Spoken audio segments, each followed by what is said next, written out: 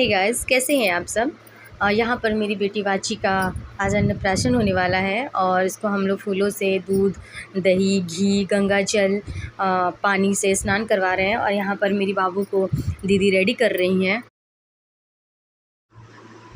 और यहाँ पर फटाफट रेडी कर रही है, ताकि भैया को हम लोगों ने टाइम दिया है कि आप 12 बजे तक भैया आ जाइए, क्योंकि क्या राहुल को भी ड्यूटी जाना था, तो उसको भी लेट हो रही थी।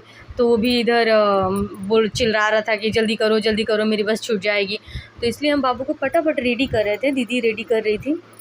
मैंने कहा तू ही रेडी कर, मैं इधर जो भी काम पेंडिंग पड़ा हुआ है मैं उसको पहले कर लेती हूँ। सबके लिए समोसे, जलेबी, रसगुल्ले जो भी हैं वो सब कुछ मैं लगा लेती खदोने में। उसके बाद बाबू को रेडी करके बेड पे बिठाया गया, उसके सपोर्ट में एक पिलो रखा गया है और भाभी उसको बहला रही है, क्योंकि वो बैठना नहीं चाह रही है, उसको बैठने भी नहीं आता है ना, इसलिए वो भी बैठना भी नहीं चाह रही है। और गर्मी तो इतना पड़ रही है, वो इरीटेट हो रही थी, बहुत ज़्यादा रो रही थी। और नए नए कपड़े पहनने के बाद आपको तो पता ही है बच्चे कैसे इरीटेट करते हैं, कैसे परेशान करते हैं, तो वो बहुत ज़्यादा परेशान हो गई थी। और उसमें भी उसको माता जी की चुंदरी बांध दी गई थी, तो उस वजह से वो ज़्यादा ही परेशान हो रहे थे। और यहाँ पर राहुल ने केक पर लाइटिंग वाला, वो पता नहीं उसको क्या बोलते हैं, मुझे नहीं मालूम है, कुछ बोलते हैं मुझे नहीं मालूम, बट वो लगा दिया था केक पर। अन्नप्राशन वाला केक हमने उसके लिए बनवाया था। तो अभी राहुल आएगा, बाबू को मतलब कि गोद में लेगा और केक कट करवाएगा, क्योंकि उसको बहुत ज़्यादा लेट हो रही थी। वो रेडी हो चुका है, देखिए आप ड्रेस में है वो, और बैग वैग पूरा टांग के रेडी हो चुका है कि मुझे बस उसको केक चटा के बस निकलना है। बट उसको केक नहीं, इससे पहले दही गुड़ और दही गुड़, हाँ सॉरी, दही गुड़ वो पहले खिला चुका था, उसके बाद वो केक खिला रहा है। हमने कहा पहले केक तो कट करवा ले भाई, मामा है तू, उसके बाद तू जाना। और इसके बाद देखिए हमारी ये तैयारी, और आप सभी बताइएगा कमेंट करके कि हमने कैसा तैयारी किया है। जो भी हमसे बन पड़ा हमने तैयारी किया, जो भी हमारे घर में आइटम्स था, और हम जितना हो पाया बनाने की कोशिश हम किए हैं घर पे खाना। तो घर पे जितना हो सका हमने खाना बनाया है। और आप ये देख सकते हैं इतना सारा आइटम और डेकोरेशन। और बाबू यहाँ पर बहुत खुश हो रही थी, बलून्स को देखकर काफ़ी ज़्यादा खुश हो रही थी, क्योंकि जस्ट उसके सर के ऊपर ही सारा बलून्स रखा हुआ था और हवा से उड़ रहा था, तो उसको बहुत ज़्यादा अच्छा लग रहा था, एंजॉय कर रही थी आज वो। तो आप देख सकते हैं बाबू के लिए क्या क्या सब आइटम रखा गया है। मैंने 31 आइटम्स काउंट किए थे, बट वहाँ पर कुछ ज़्यादा ही आइटम हो गया था, कोई बात नहीं।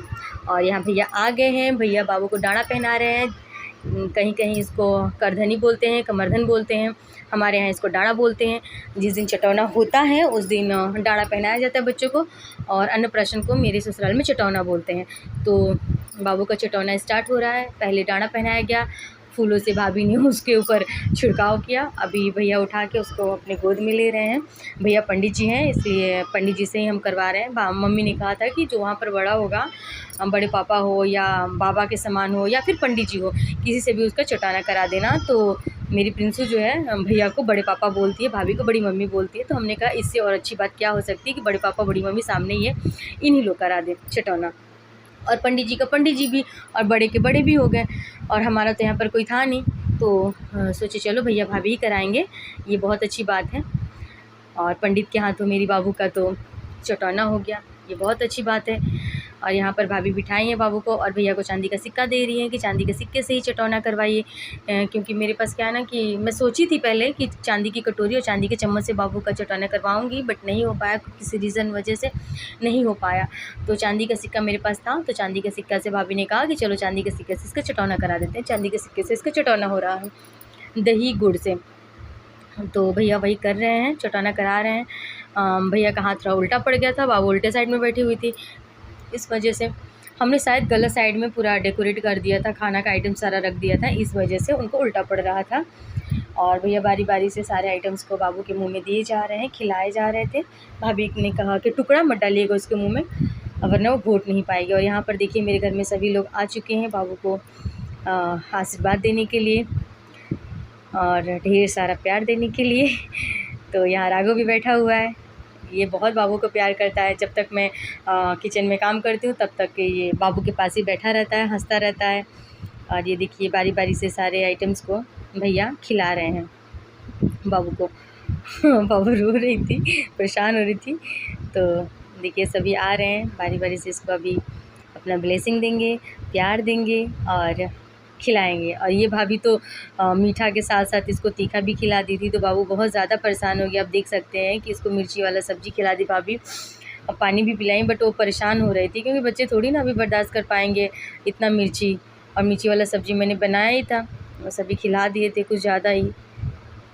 और भाभी बाबू बहुत ज़्यादा परेशान हो गई थी, बहुत ज़्यादा कंट्रोल में नहीं थी। भाभी कितना उसको चुप कराने की कोशिश कर रही, लेकिन नहीं, चुप नहीं हो रही थी, बहुत ज़्यादा परेशान हो गई थी बेचारी। इतनी छोटी बच्ची को मिर्ची थोड़ी ना खिलाते हैं, फिर भी चलो कोई बात नहीं, सब खाना चाहिए, मिर्ची भी खाओ तीखा भी खाओ, तभी तो आदत लगेगा ना कि हाँ।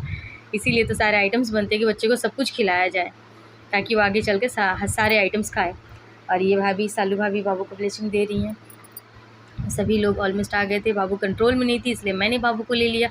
और यहाँ पर सब कहने लगे कि अरे मम्मी भी तो खिलाए अपनी बच्ची को, मम्मी ने तो खिलाया ही नहीं। फिर मैं भी अपनी बच्ची को दही और गुड़ खिलाई चांदी के सिक्के से, ताकि मेरा भी ब्लेसिंग मेरे बच्चे को लगे। मेरा ब्लेसिंग तो ज़िंदगी भर लगेगा। तो यहीं पर करते हैं अपने वीडियो का एंड। मेरे वीडियो पे बने रहिएगा और मेरे वीडियो को लाइक कीजिएगा, शेयर कीजिएगा, कमेंट कीजिएगा।